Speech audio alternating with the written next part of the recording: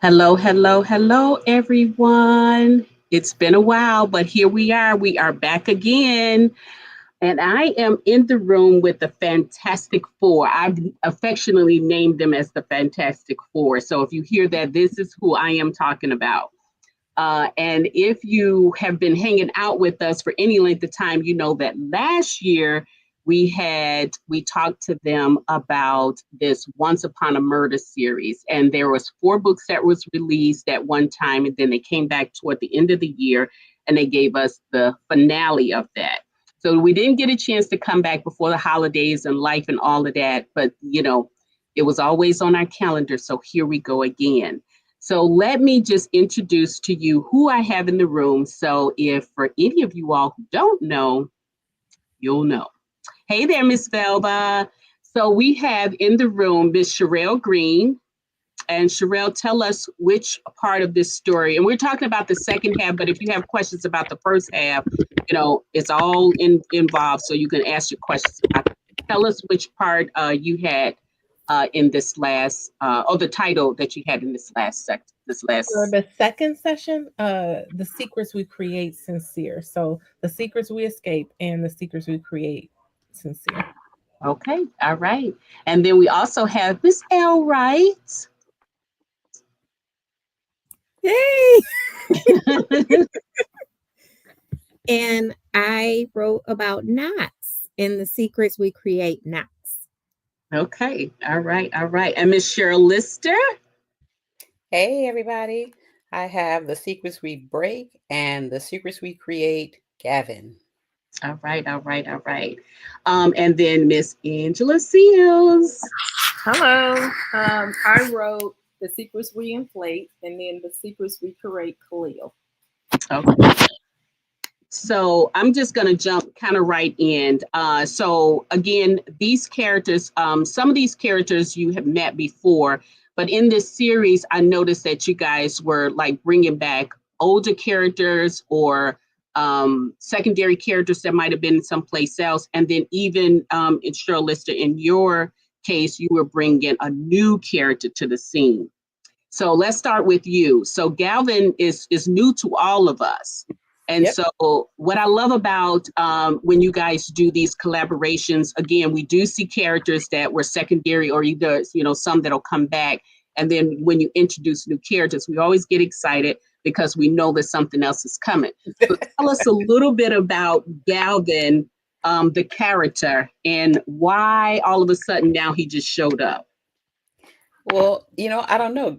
I have another. So if you notice that he had a little visit with some cousins that were from Los Angeles, the Mhm. Black family, which you have met a couple of those if you read The Bays of Christmas. Mhm. Read The Bays of Christmas, and you got the Black family there. So they're coming. So you guys are getting little glimpses of my Black family before they come here. And I thought Gavin, he was a perfect person to put to tie to that family. Mm. And now mentioning the Black family who we saw in another series that you guys did. So when you all are interconnecting these characters, and then in the midst of all of that, you bringing in new characters, how difficult is it for you to one, keep up with, where they were placed initially, and then two, how do you weave that characteristic of that character into this to go move forward, or even stay back into that book with those characters? I don't know. For me, I don't have a difficulty keeping up with them because once I put them someplace, I know where they are and where they came from. So it's not too hard to keep up with them. But I love that, you can get a glimpse of them. So when you get the Black, whenever the Blacks come along, you may get a glimpse of Gavin and Nadia and catch up with them and see what's happening in their lives, or some other little backstory things that you might have seen from their family history there. So that's why I love intertwining my characters like that, so you can always get a little bit more of them and catch up with them sometimes. So it's not that difficult because they may make a little cameo in the story. Okay, okay. I like that. Well, we do love new characters, so thank you for that. And then kind of let me jump on over here to you, Miss L, right? And let's talk about Knox. So Knox in this story, in both of the books that you wrote for this series, had a lot to deal with. And you had said previously when we talked that, this was kind of something that was kind of near and dear for you. But how difficult was it for you to, because by the end of the second book that you wrote, by then we had almost all of his layers peeled off. So how difficult for you to, number one, introduce him in this series, and then all of the stuff that he was going to have to deal with. And then by the second book, you had kind of had him, layers were peeled, and, we kind of had him settled. So how difficult was that for you to write? I mean, because he was an emotional character. He was very emotional. And I guess I should just be upfront, because I know my sis Sheryl is going to correct me if I'm a little wrong with it. But so, Knox is dealing with grief. Grief is his thing that he's dealing with. He lost his whole family. And the book was hard to write, but it was easy once I got in that zone of tapping into my own emotions surrounding grief. And it's always good to write with these ladies because they know me. And so it was something to finish the book and then get a text from one of these ladies who said they were so proud of me for writing this book and digging into my deep emotions regarding my own mother's death. And so one of the things that I loved about Knox was that he was unapologetic with his emotions. Like, he felt what he felt, and that it wasn't always good feelings. It actually was hardly ever good feelings. And he just had to realize that he hadn't lost everything, because we start the book in The Secrets We Hate with him feeling like he lost everything, like everything in his life. And then he just kind of had to reconcile with himself that he didn't lose everything. He still had his son, he still had his boys, and he had Harlow, so he had to come to that realization that even though he lost so many people in his life, his parents, his sister, he still had people surrounding him that loved him and cared for him. And it was part of my own journey to just realize that even though I lost my mother, I still had people here surrounding me and helping me. And so the book was kind of a personal journey for me, and it was therapeutic, and it was just my journey, and that's it. Well, I do want to tell you, thank you for, sharing your story with us, because I think that story, a lot of people, number one, probably can relate to it. But it was just an overall good story, even though we had to deal with some things. But the story was written in such a way for, Monique and what she had done. It was just a big thing. So we're going to get to Monique, but I think Monique is going to have to be the last person we talk about, because we did not get a chance to go in on her, but we're going in on her today. So anyway, I want to jump over to Angela, because Angela, you have brought back, you brought back a character that we know from your Royal, I call it the Royal series. And even though Lazarus, who was from the royal family, was not, all up in the stuff, he was still there, and he was sort of, guiding, Khalil into doing what he was doing. And Khalil was one of those characters that he told the line between, legal and illegal, or good and bad. Okay, so tell me something about Khalil that encouraged you to write him, and why did you match him up with the royals like Lazarus? What about that appealed to you when you wrote it?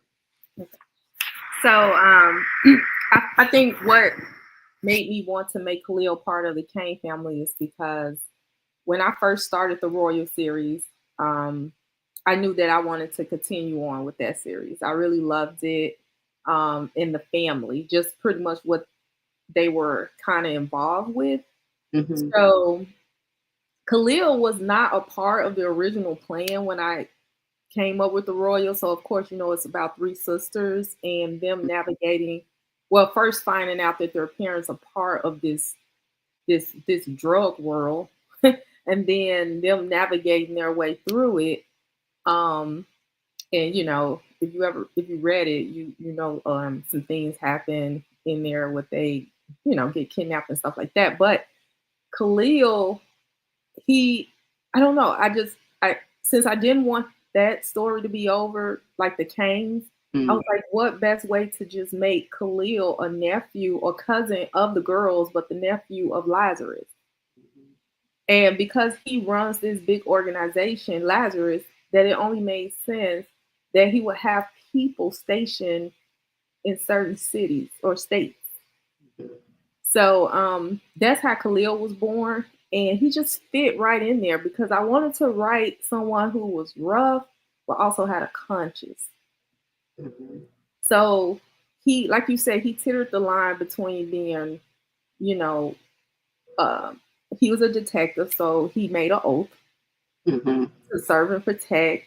And then also he had an oath to his family to carry on the family business.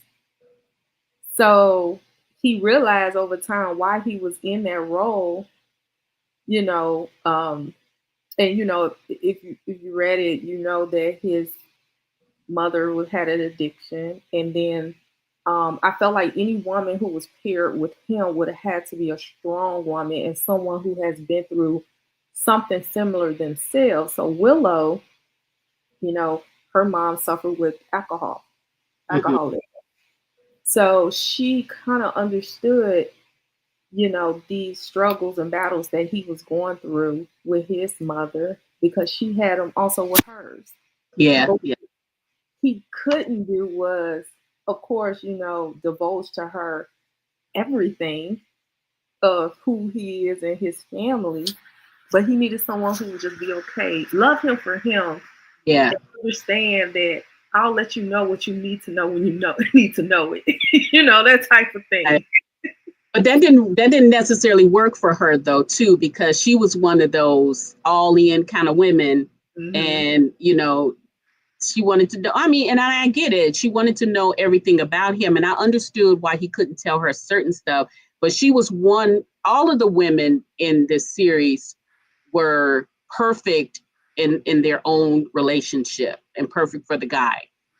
But I think Khalil didn't really think that she could handle everything that he was. And I saw just from her, getting up to go when they had that little rendezvous or whatever, and he went. So I knew that she could handle whatever he had with her. So yeah.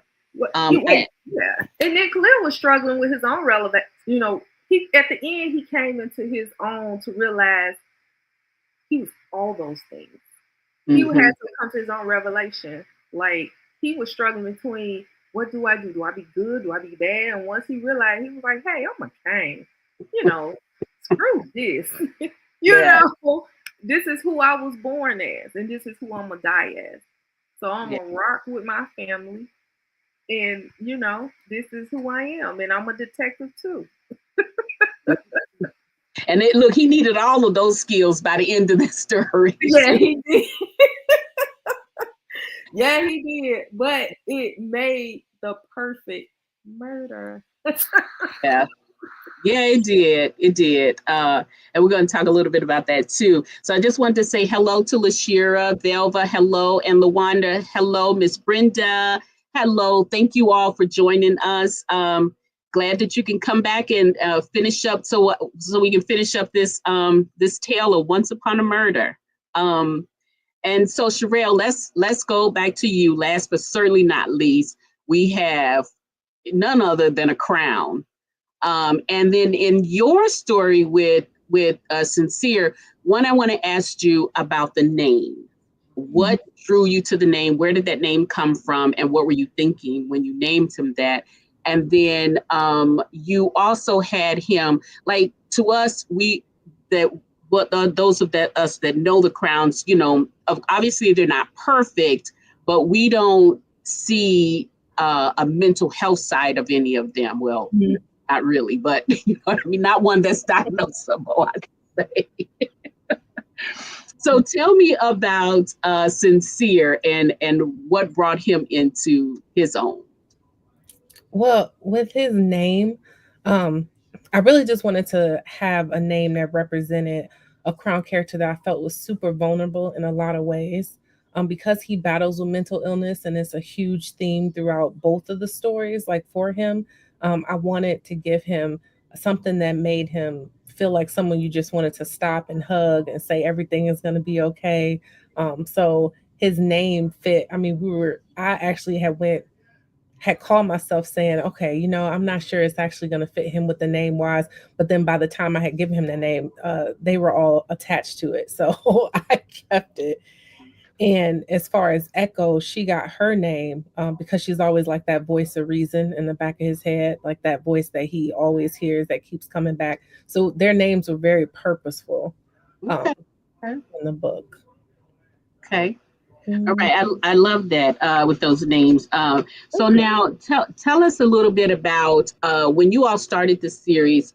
You've given collaborations that you all have done once upon. So you've given us Once Upon a Bridesmaids, Once Upon a Funeral, and am I missing one before then? Once Upon a Baby. Once Upon a Baby, Funeral, and then Murder. Once Upon a Murder. Okay, so what drew you all to that title and to write something that was a little bit more darker than any of those Once Upon a series that you all had? Wasn't that supposed to be a different title at the beginning, though? And it just morphed. Yeah. Okay. What was the title? Can you all share what the title was supposed to be beforehand? Is we gonna ever write that? Probably not, right? I think we probably will eventually. Oh, okay. So don't share it. Yeah. Okay. So Once Upon a Murder. So you all get together, however you all get together, because there's always a story behind the story whenever you all get together and write a story. So feel free to share that with us. But now you all come together in your own unique way, and all of a sudden it's Once Upon a Murder. How did that happen? Well, I was trying to think. Well, for one, Once Upon is our theme, so that would probably never die. So we always,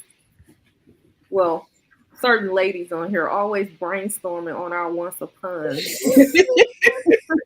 And they need a little oversight. So me and Angie are the oversight people. Yeah, they have a whole list of Once Upon. I think without exaggerating. Like, if I'm remembering it correctly, because it's been so Once Upon a Murder was years in the making. Like, I had 4 years maybe. Yeah, I think it was 4 years. Yeah, it was 4. Something popped up, and it was like we had a planning call, and it popped up in my calendar, and I was like, God, like we were having a planning call about we had talked about it, but even before that 4-year mark. But that planning call pop up just happened like at this month, like 4 years ago, and we knew when we were working on Once Upon a Funeral, that one was years in the making too. So we had Rosewood Heights, South Carolina. We had this town that we had built that was, it was a nice small town. Everyone loves each other. It fit Bridesmaid and it fit Baby. For Once Upon a Funeral, you almost got Black River Falls when we did that story, but we're just being honest. We just had so many projects and things going on at that time that had Elle Wright. She kept saying like we killing somebody. Like it's time for us to kill somebody. And we did kill somebody in Once Upon a Funeral, but we knew it was like that's not the killing. It was like that's not what we're talking about. That's not what we wanted to do. We wanted because this is totally different from Once About a Funeral. Because wait a minute, did somebody died in Once About a Funeral? They didn't get killed. Exactly.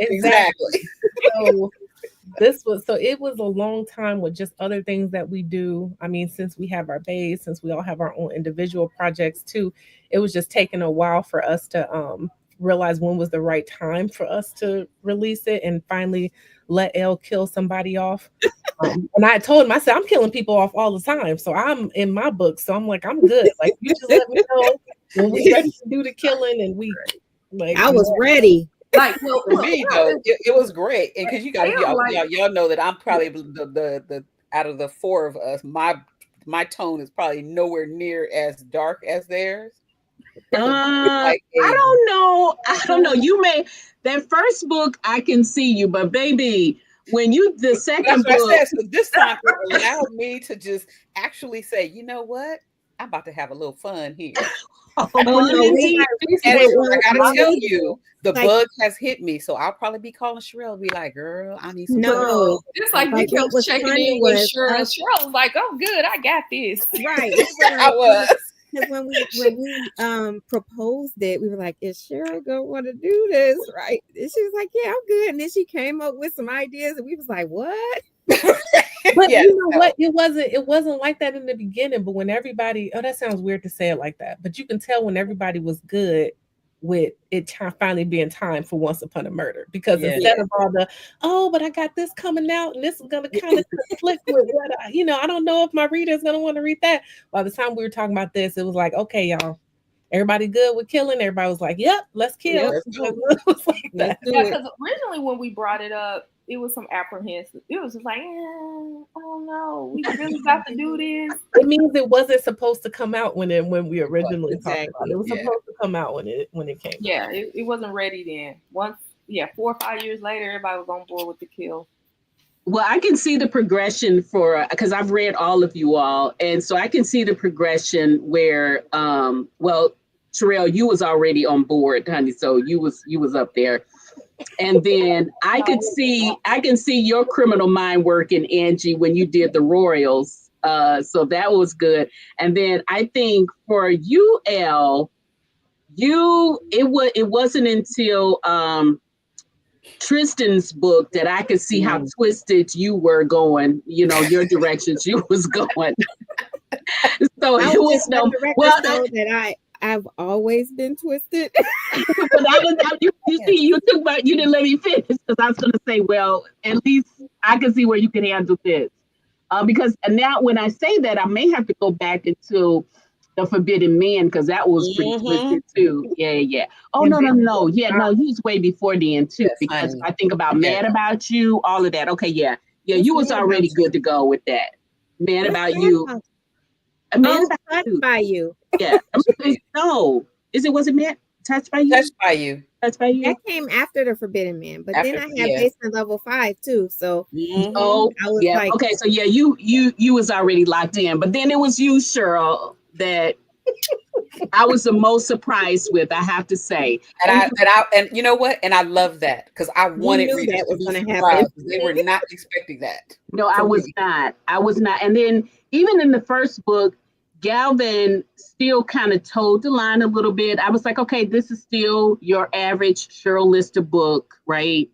But I don't know what happened between the first Gavin book and the second book, because you had, and he was so perfect for what he did. So everybody had their little fun with, now I'm going to go into Monique, but I really feel like she's going to need more time than we're probably going to be able to give her. But anyway, so first of all, I want to hear from all of you about this. I want to hear your own personal thing about this.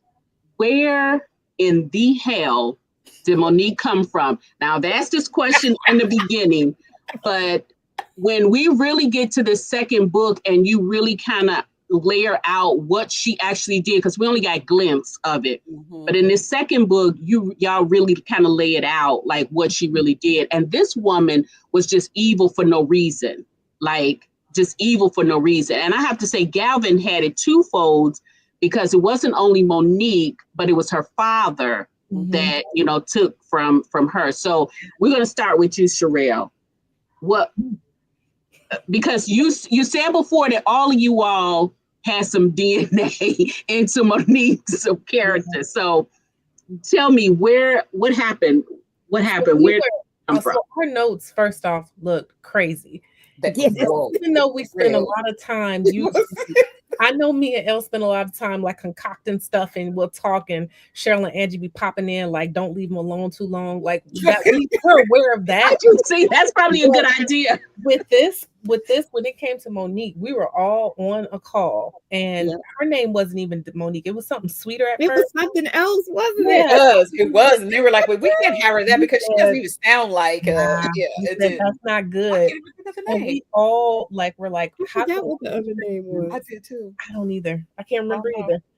I think it was like something sweet, like Lania, or it was like really, it was really way too nice for her. Yeah, you can. When we talked, everybody was like, we each have to say something else. If you feel like you're going too overboard with what she may have done to your hero, then that means you still have more that you can give her that would make her more twisted. So that was like the rule of thumb with Monique. Every time someone added a new layer, we put it in the notes, and you'll highlight it. Then we'll slide into each other's texts and it's like, okay, this is also what's going on, because we wanted to make sure that the guys also had different things that affected them when it came to her. So you wouldn't just be reading Monique doing the same thing to everyone else. So she had layers in the sense of how diabolical she was in that too. Yeah. And what I thought is what her father did for Gavin. Yeah. It was a continuation. And she didn't want to see them back to where they were headed. But you know what though? I mean, the only thing I feel like we didn't get with that is just that, I mean, the character, Monique's character, came out of nowhere.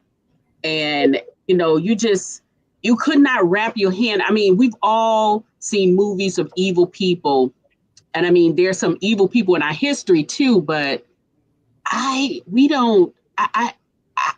just the level of deviance that this girl had, it was just unbelievable that it was coming from you guys. I just have to say that. It was just unbelievable that it was coming from you guys. But anyway, though, I want to go to you, Elle, and I want your piece of Monique's DNA from you. What is my piece of Monique's DNA? Oh, you mean like what each of us came up with? So now, did you all devise her characteristics from your characters that she did something to? Is that how it came? So your characters came first, their situations came first. Then you, okay, I got it. And then like if we so we all had to come together and figure out how she looked, like what type of clothes she wore, and where, like her history, like her family history. But to start, we all had an idea of how each of our men were connected to her. So I knew that that Knox's mother used to work for the Rivers family, and so he grew up around her. And then Sheryl knew that Sincere and her were married, and Angie knew that there was I think we all went through a couple of different scenarios, but in the end we would, like Sheryl said, we would have to go in the notes and change something, and like change little details that we wanted each person to remember as they're writing, because everybody has Monique in their books. And so we couldn't take the chance that somebody would write her in a way that we weren't writing. And because Sincere and Monique had a personal connection, we had to be real cognizant of how that relationship with Sincere and Monique, how it was written in the course of that type of relationship. And so we wouldn't undercut or overcut what Sheryl wrote, because they had that personal relationship. So it was really an intricate balance with Monique and just the books in itself, because they really do need to be read in order. And so because of that, this was like the only series that we've done together that we actually had to write together, so that we can know, the timeline. And if anybody knows me, they know I'm a stickler for timelines. And so we had to get the timelines together. We had to figure out, okay, what day is this happening? What day is the murder? You know, like what day is all this stuff going she on? means hours of us reading to each other. Also on the phone. Yeah, we were on Zoom for hours. Hours of reading.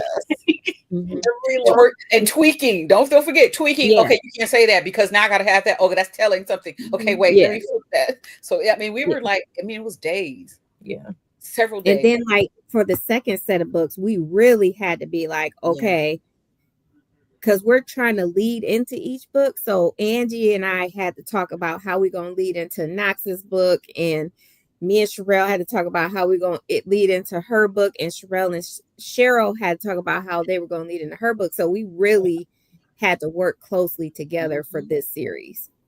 Well, I think you guys did a really good job. And what also amazed me is that, you know, you have 4 books, you know, the first 4 books, and you just kind of gave us you know, we knew that there was going to be a murder, you know, and then you kind of did the end in the beginning, it seemed like, you know what I'm saying, because we knew the murder was, and everybody was trying to figure out, I don't know about everybody else, but me, I'm trying to figure out like, okay, well, why is she gone? You know, why did they want her gone? Why did everybody in this town hate her? You know, and then, you know, then you started, you know, kind of breaking us down, kind of going down the steps into what actually happened. But I think you guys did a really good job with 8 books, and they were pretty much cohesive. But let me talk about the way it went. So first we had Khalil. You know, he had set her up in his own way, right? And then he got her there. But it was something about Khalil out there on that little river, you know, because I never understood, and maybe you can tell me this, because I know why she was there, you know, because he was going to, you know, blackmail her or whatever. But was it on purpose that he just stabbed? Because it just seemed like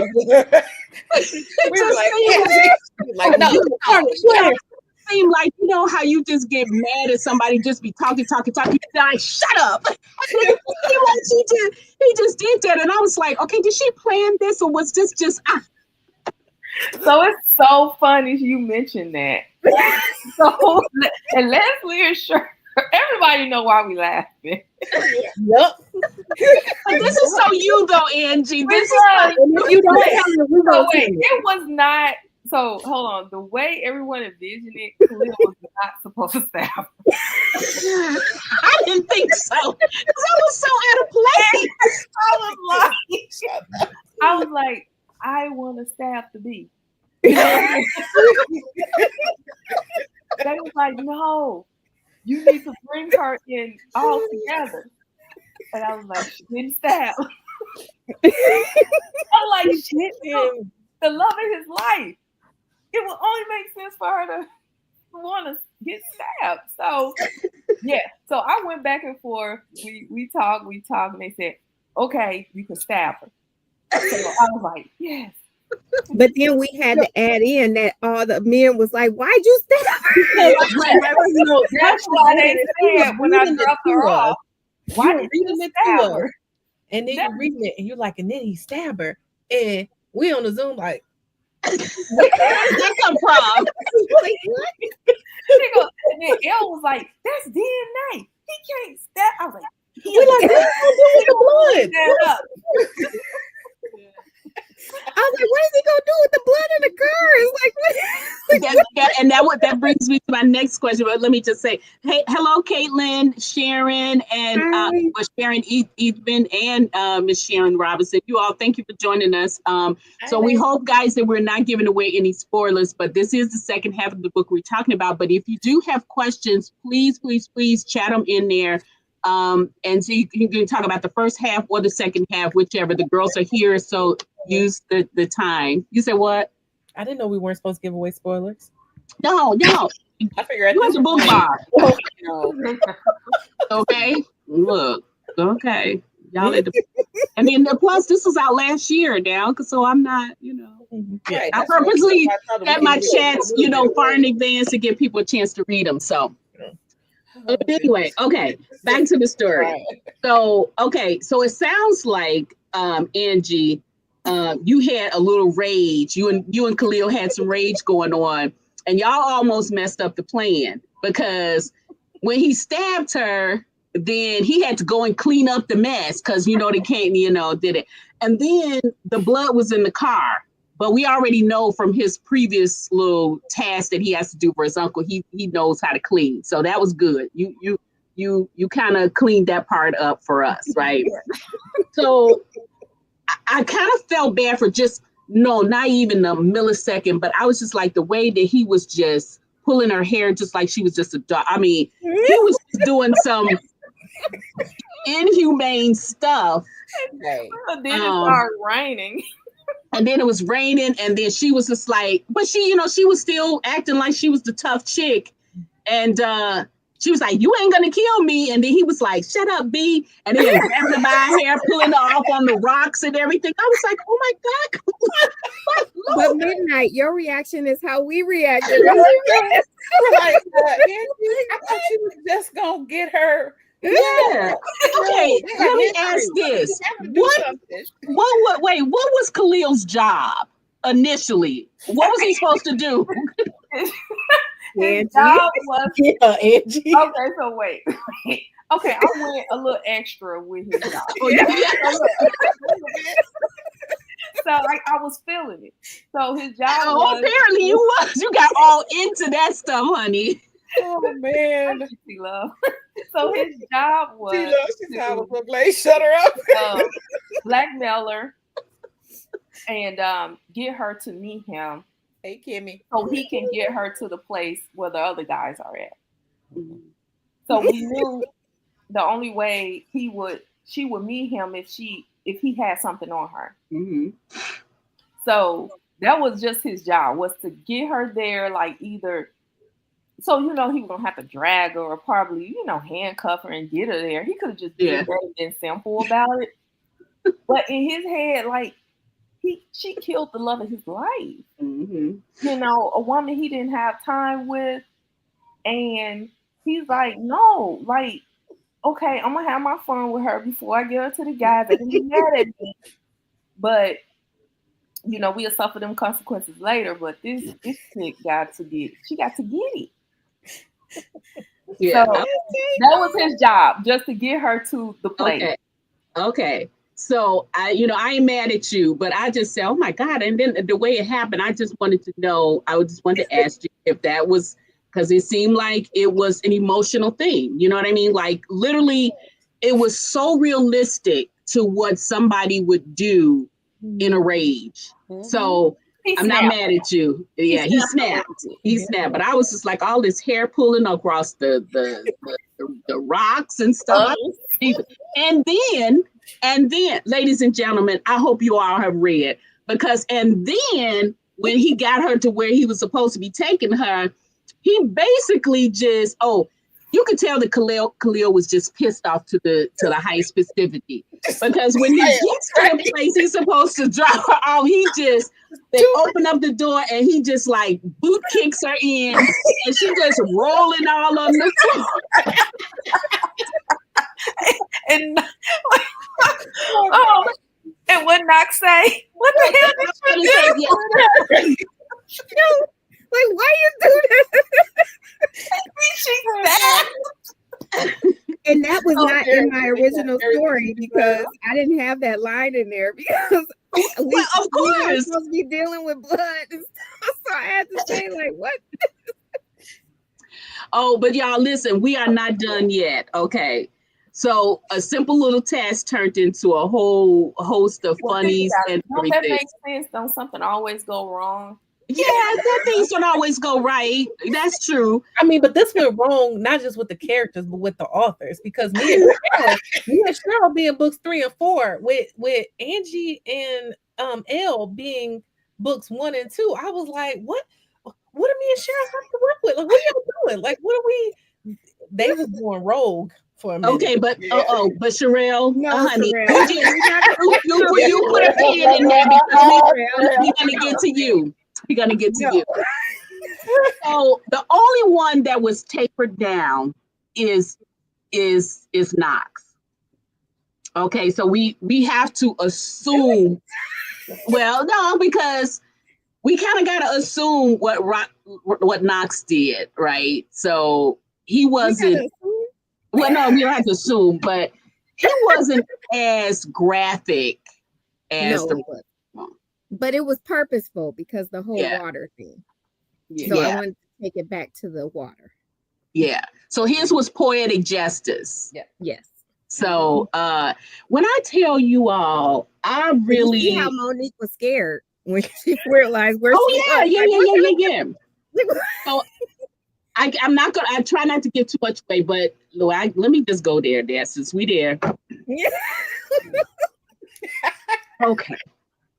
So let me just give y'all, and I'm sorry, y'all, if y'all haven't read it, but listen, get it, because I feel like just us telling you about it is not going to be. You got to experience this for yourself. You really just have to. And you got to read them in order, people. Please. Yeah, read them in order, because I have to say that was a good that was good advice, because I just don't think it would. They're all in KU now. Okay, so they're all in KU, guys. So go and get them. All 8 of them. All 8 of them. So it's always good when you can read a series one after another. Mm-hmm. But anyway, so Knox had this girl, Monique, really devised his entire family. I have to say, hey Cinquetta, hey Kimmy, hey T. So I have to say that she really just did a number on all of these guys and their families. But the water thing was because, his father basically had something to do with the water. The water was bad or whatever. You might have to explain that to me, because I can't really put my finger on it clear. So explain to us the whole thing with the water and Knox's father. Knox is an environmental engineer. Mm-hmm. His sole purpose for doing that is to clean up Lake. Mm-hmm. What is the lake name? Phantom Lake. Yeah. Okay, Phantom Lake, yeah. Phantom Lake, because of all the history with Phantom Lake. And so not only did his father have Don't worry, cancer, Kimmy, I'm going. Not only did his father have cancer because he worked on the lake, but his sister was killed in the lake. Yeah. He had known so many people in Black River Falls. Yeah. It's like I'm already like Black River Falls. Have you written about right? Who had been infected by the toxins in the lake. Mm-hmm. So it was poetic justice that she died in the lake water. So because she deserved it, because her family was the ones that were poisoning the lake. Mm-hmm. And so one of the characters in all the books is the town of Black River Falls. Mm-hmm. And when we conceptualize this town, we had to take into account the difference between that town and Rosewood Heights, because they're right there and they're separated by the lake. Mm-hmm. And so we thought it would be neat if the lake was dark on one side and light on the other. Yeah. And so because it's really an analogy for the towns, because you go over to Rosewood Heights, it's all warm and fuzzy, and you got the Prescotts over there from Once Upon a Bridesmaid, Funeral and Baby. And then in Black River Falls, you got this dastardly Rivers family and the devil spawn Monique, and they're running this town. They're running this town, and the townspeople are caught up in all the conspiracies of, the Rivers family and the lake. Mm-hmm. And so, it felt like she deserved to be in that lake, which is why Khalil wasn't supposed to stab her. But she didn't die though. She wasn't dead when he got to her, so he still got a chance. Reined in Angela, had we not? I'd have been bled out before. He realized the era of his ways by the time, and so he got her there, and she was still living enough to be fearful of what Knox had did to her. Mm-hmm. Which, by the way, guys, I'm just going to tell you. So what did they do? They got the water and put it like in a little swimming pool or something like that, and then they drowned the girl in there. But did she actually die from the drowning? Or okay, so yeah, so she her in there. They tossed her in there, and he held her down. While like- all the three guys stood and watched. Just watch. They let Knox do that, and they watch. Yeah. Okay. They let Knox do it, and then Knox figured, you know, well, when we get to Sheryl, I'm real but yeah, it was just kind of like that. What I loved about the stories is the friendship and the bond that the fellas had, mm-hmm. and how they instinctively knew what each other needed to do with this woman. Okay, yeah. And so like that really was like those little scenes where you hear like Knox like, you good, you know, like, or sincere, you know, like they, or Khalil, like them yelling at Khalil like, what you do, you know. Mm-hmm. And But, yeah, I can see him taking his jab though, because otherwise he wouldn't have had anything. Right. You know. Yeah.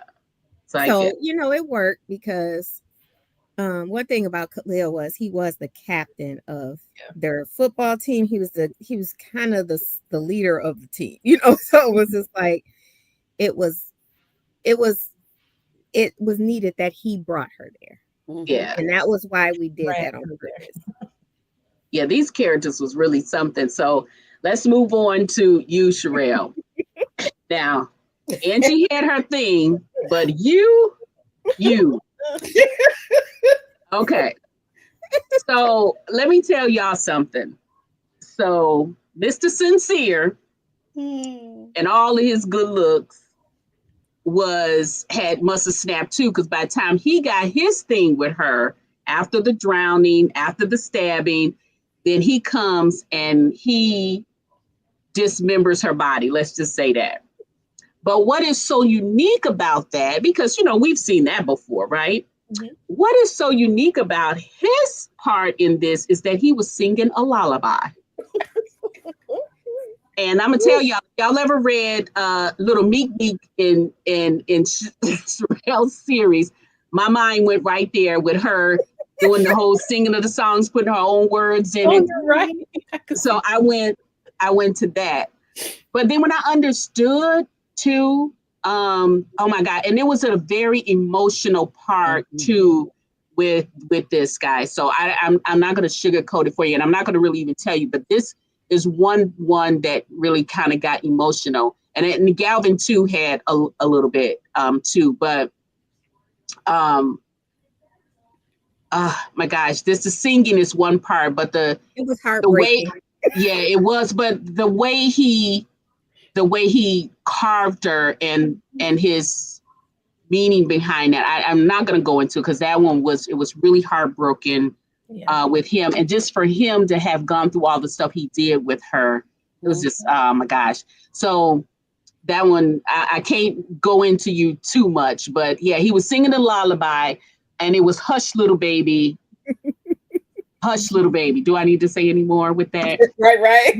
What was crazy midnight was the looks on me, Angela, and Cheryl's face when Sheryl read it to us. We were like, so I sang it to them, which sounds very twisted, but it was only because I had sang it to them in the beginning when Monique had her version of what she used to say. Yeah. So I only felt like to get the whole gist of the scene, I had to sing it to them again, and they were so quiet. I was like, who is she? Right, exactly. So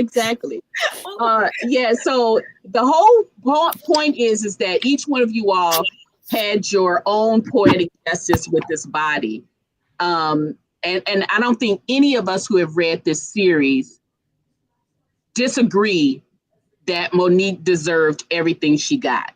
I don't think anybody, as twisted as what she had to go through with these guys, I don't think anybody would disagree.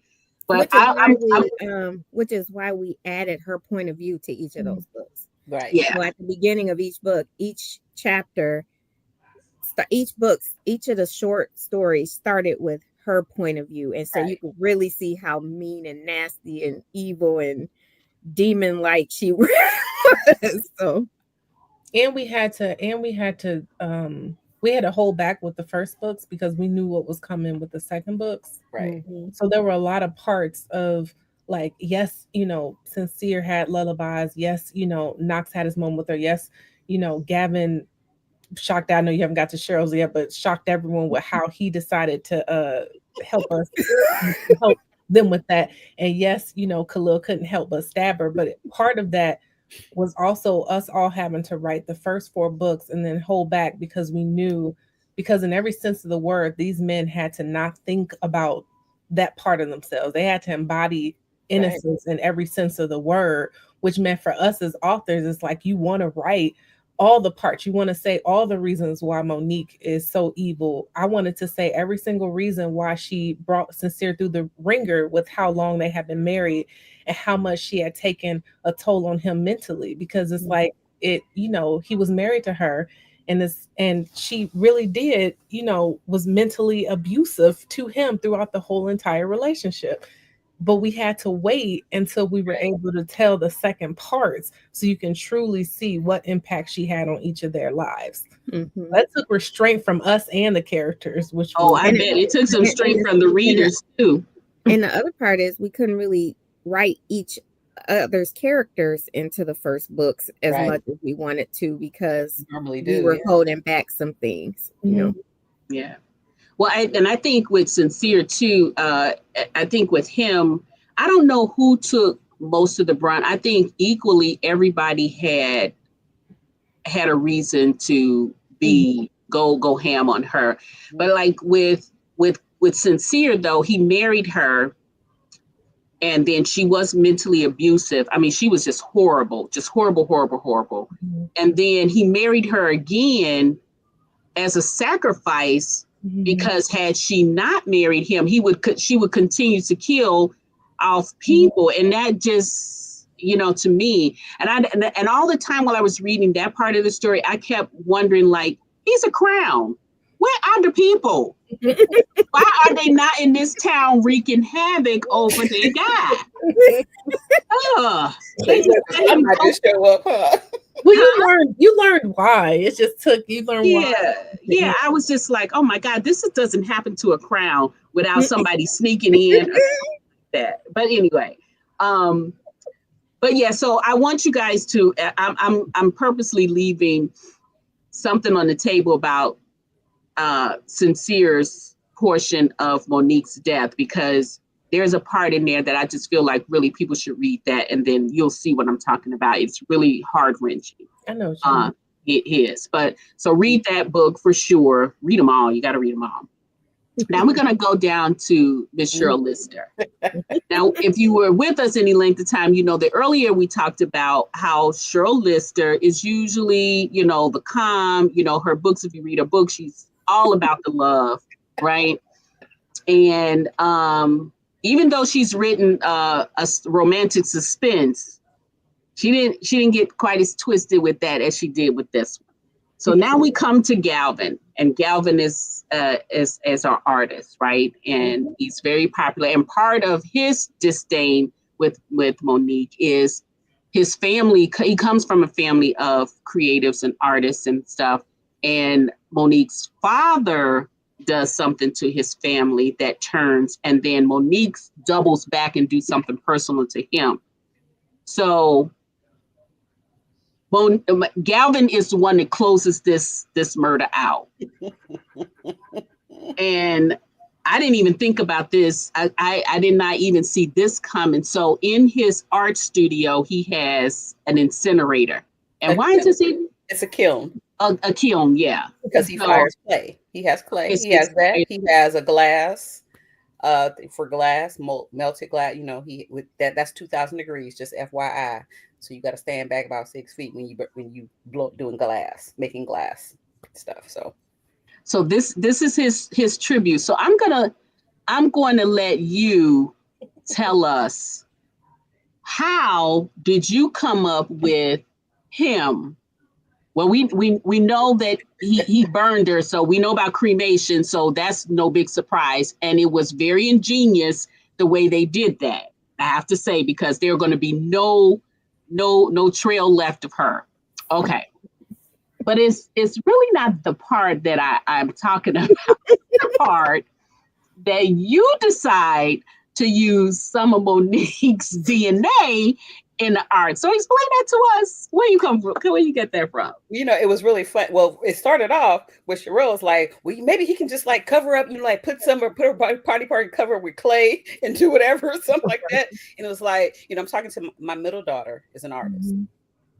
So she happened to pass by, she was listening to us talking, and she was like, you have to worry about it getting, the deteriorating and you get the smell. You can't do that. You just burn it. I was like, ooh, so I can put them in the kiln and get the ashes. And then, yeah. And you know what? What's really funny, I don't know if you know this, that reality, people do that. They will, when they burn folks, when they cremate them, that they will get parts of them put in art, like in a ring or their jewelry or a necklace, so they can have it. And then they actually have it. I saw some of them wear dogs. Yeah, now I've seen them wear them. Their pets passed away, that they put them in they may be painting of the dog, but it contains some of the ashes. Okay. So I knew about that, but I don't think I thought of the way he was putting it in the canvas when he was painting. And then he was putting it in the clay molds that, he was doing. So I think the clay molds to me was seen more like obvious, with that. But when he was putting it in the canvas and the paint, and the really glass. Unique though. And the glass too. The glass, yeah. With the glass, Sheryl, you put little straw, if they call cane.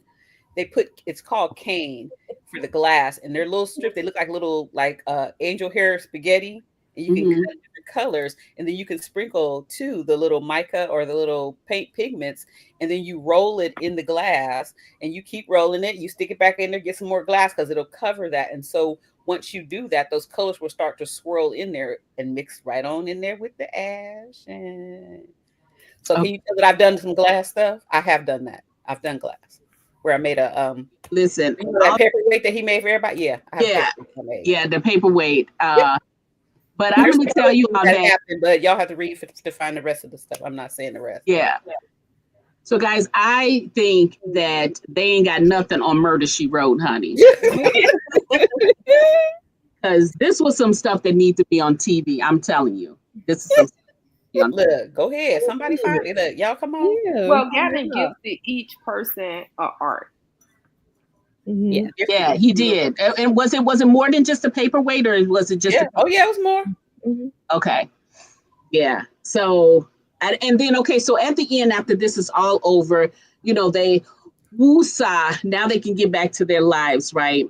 Now they have to deal with their heroines, and all of them kind of suspected, but do we assume that they told them, or do we assume that they just you read the last line, the last couple paragraphs of my book, it tells you that. Okay, I have to go back and I have to go back and look at that, because I can't remember if they told them. Because I know all of them suspected, that it was them. But then there were some other things in there, like Knox and his son, Check, how he had this heart-to-heart with his dad about what he was doing to his mother, and he was like, hey Dad, I love you, you my guy and everything, but you can't mess over Mom. So those were some great little scenes in there.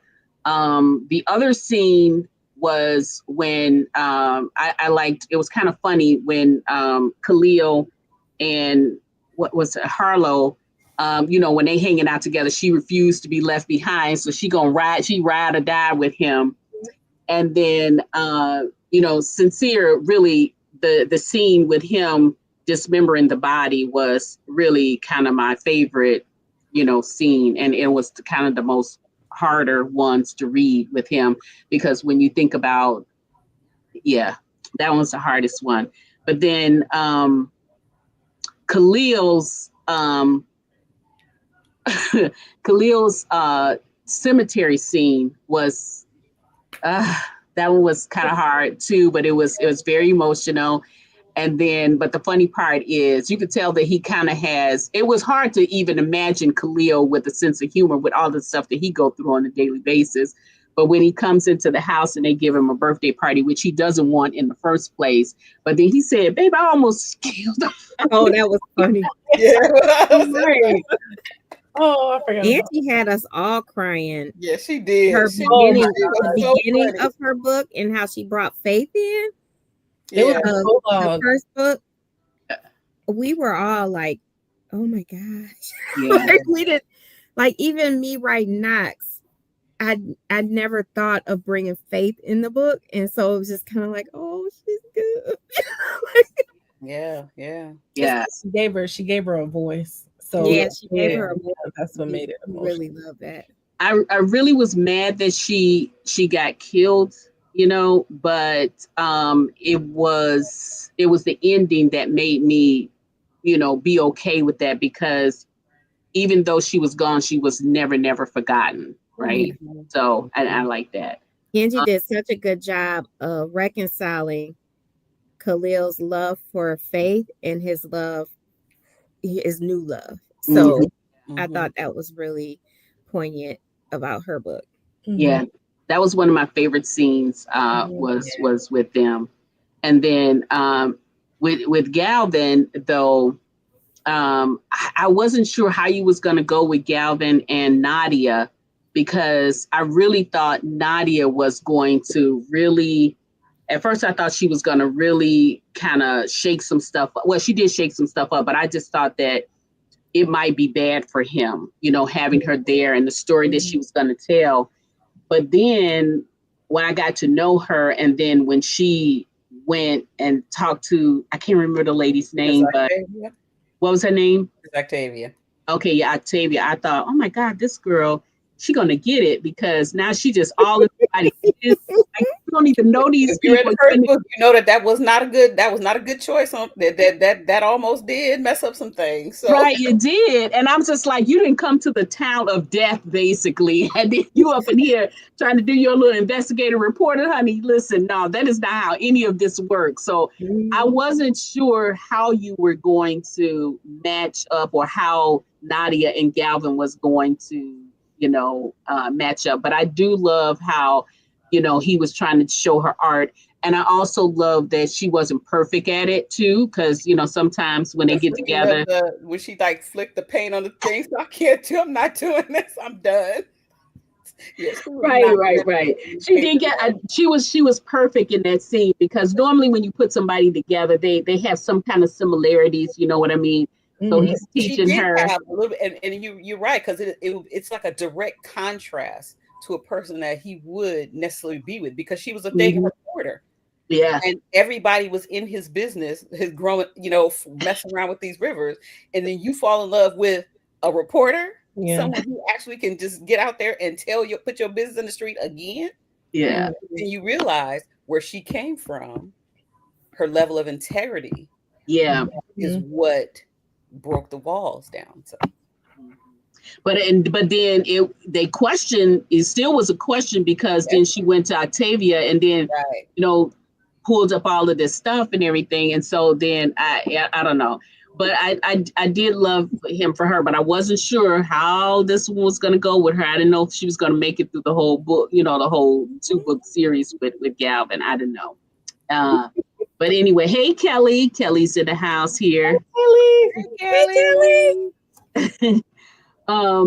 Thank you for joining us. But so guys, any last words, or we'll go in order. So those are like really all the questions. I mean, I can go on and talk about it, but I don't want to give too much away. But I do want you guys to read this as one book buddy to another. this is really a series that is shelf worthy. The books are very, they're not very, very long, so you can go through them, but don't race through them because then you'll be mad at the end because then it's over, like I did. But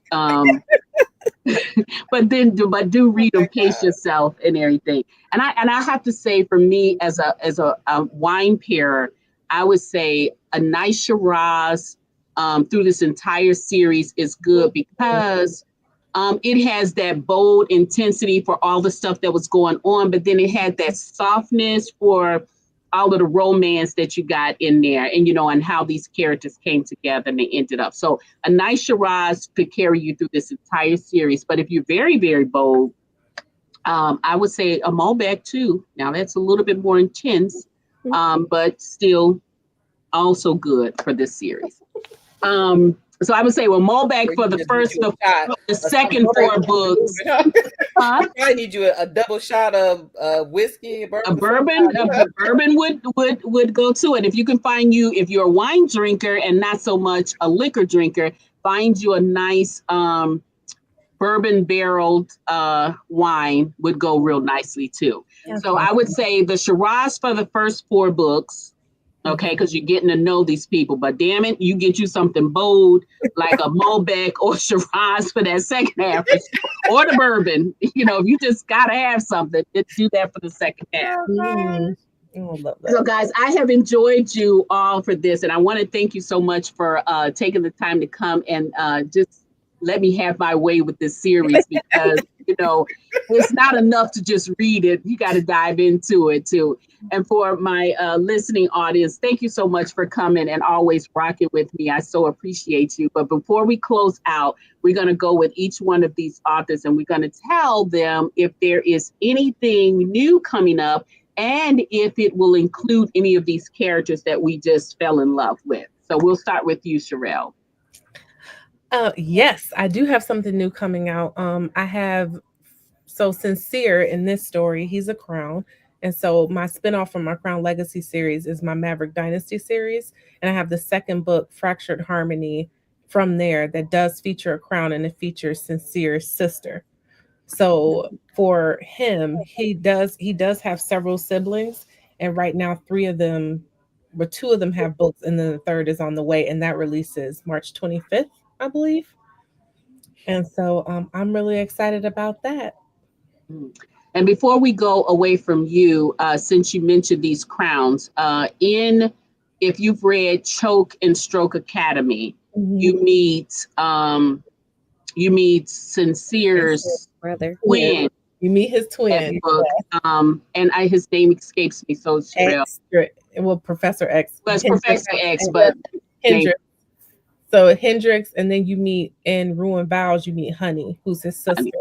And then in Fractured Harmony, you'll be with Storm, which is his other sister. Now, Hendrix also alludes to a little bit of what happened with Sincere in his books. He kind of tells the story about his twin.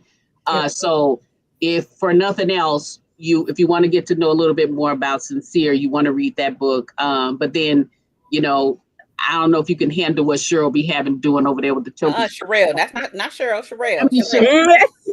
I'm sorry. Sheryl not there yet. Sheryl is not there yet. She may go there. But honey, listen, the way Galvin, look, the poetic justice that Galvin just did, honey, you on your way. Let me tell you. Right. You in the express lane. You are in the express lane. So, like I said, never say never. I didn't say I wasn't. Yeah. All right, so let's go with you. Will pop up in future stories. He's in stuff I'm working on right now. Okay, Sincere. Mm-hmm. Okay, so we will see Sincere again. Yeah. Okay, so let's go with you, Miss Elle. What do you got coming up next? And will we see Knox again? Probably. You'll probably see Knox again. He is a young. He's from those other youngs. Mm-hmm. So, of course, I have to finish the young. So what's coming up next is Ace's book and then Bliss. And then I'm going to segue into Britt's book from Tristan's book. So. Okay. All right. Hey there, guys. Okay, so before I leave from you, I totally forgot to mention this. I don't know if you guys have read. I don't know how many of you all were surprised to know that Knox was a young, and I love the part where you had him go and talk to none other than Tristan and Mama Young as well about him, and it was sort of unique to have Tristan give somebody something. Right? Exactly. Wasn't that unique? To have Tristan give somebody advice. Dark But- himself, But Mr. Sun Killer. but the thing about Tristan is him and Knox are close, and I knew it would fit because Tristan was kind of mysterious, so nobody knows what Tristan be doing. So it's like Yeah. it makes sense that he's close to Knox, and him and Knox kind of have mirrored situations. Yeah, So yeah. I thought I should bring Tristan in instead of any of the other Youngs. So it made sense to have Mama Young and Papa Young and Tristan in the book. Yeah, I thought that was pretty cool too. Okay, Miss Sheryl Lister, what do you got coming down the pipe? So you probably will see Gavin and Nadia again. You probably will see them when I start my series with the Black family. You'll get to see them. So I don't have a release date for that yet because I got like 50 things to do in front of that. So here we are. Yeah. But yeah, you'll see them. You'll get to see him again. And Micah might even roll out with his own Whoa. story if he starts talking, because he's been whispering, but I'm like, don't talk yet because I got you. I can't do you right now. So I want him to be quiet and sit in the corner for a little bit. Okay. Okay. But they don't ever, we'll see if he obays and Okay. listens. So what release do you have? Do you have anything that's coming soon or Not right at this Okay. moment, but the next one I have is my last in the Supper Club series that will come in the Okay. summer. So that'll be in August. And so y'all look for that one. Terry and John. So my little marriage in trouble. And yeah, they in trouble. Yeah. And I think we all waiting for that story. We want to see what happens with them. We all have our suspicions with that one. I'm gonna go slide back up to you, Elle, because we talked about the piece with the Youngs, but do you have anything that's coming like soon, or are you working on anything? Right? Right. Working on something. That way. I'm working on something. All right, we're gonna leave that right there. On something. But you did say we will see maybe possibly Knox again, right? Yeah, you're definitely gonna see Knox. You're gonna see the other side of those Youngs too. Okay. Okay. See those real soon. All right. Okay, so Miss Angie. So with Khalil being a Kane, you will definitely see him again. And you probably will see him again in the third book of the Royal, which is the Last Sister book, Adriana. Okay. So you'll definitely see him in Willow again. The role he played there, it's gonna be a mystery for me and him. But he will be there. So they all will be there in this book. So Okay. it's not a closeout of the Kane, but it will be just a Kimmy. Kimmy, I'm so with you with these answers. They so cryptic. My answer wasn't cryptic. No, yours was right. Yours was on point. Everybody else is just the only one who got her life together. Everything. Well, look. The rest of our life been lifing. She got it out. Exactly. Well, I have to say, nobody understands that more than me these days. So I do understand. Well, again, ladies, we are going to sign off, and everyone have a great evening. Thank you so much for joining and spending your evening with us. And most of all, always be kind and be kind to yourself. All right. So see you later, Caitlin. All right. That's all for now, guys. See you next time. Bye. Bye.